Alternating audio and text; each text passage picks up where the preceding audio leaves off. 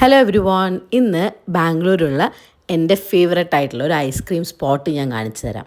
ഇവിടുത്തെ മെയിൻ പ്രത്യേകത എന്താണെന്ന് വെച്ച് കഴിഞ്ഞാൽ കുറേ വെറൈറ്റി ഓഫ് ഐസ്ക്രീംസ് ഉണ്ട്.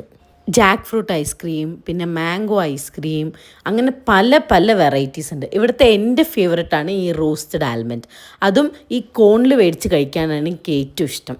പിന്നെ നമ്മൾ ഈ ജാക്ക് ഫ്രൂട്ട് ഐസ്ക്രീമും പിന്നെ പേരക്കയുടെ ഐസ്ക്രീമൊക്കെ ഇല്ലേ മേടിച്ചാൽ അതിൻ്റെ മുകളിൽ അവർ കുറച്ച് മുളക് പൊടിയൊക്കെ ഇട്ട് തരും.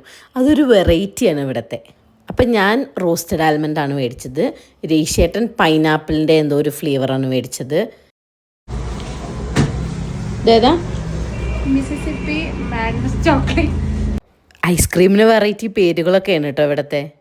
ഭയങ്കര ഫ്ലേവർഫുള്ളായിട്ടുള്ള ഐസ്ക്രീമാണ് കേട്ടോ ഇവിടുത്തെ.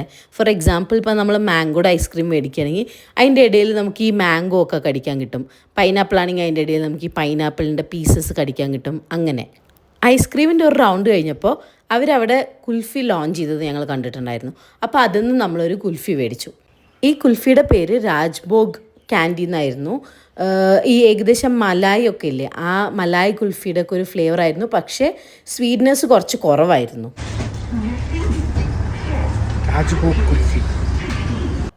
പക്ഷെ ഞങ്ങൾക്ക് എന്തായാലും ഇഷ്ടമായിട്ടോ ആ സാധനം. അധികം മധുരമൊന്നുമില്ല അല്ലേ?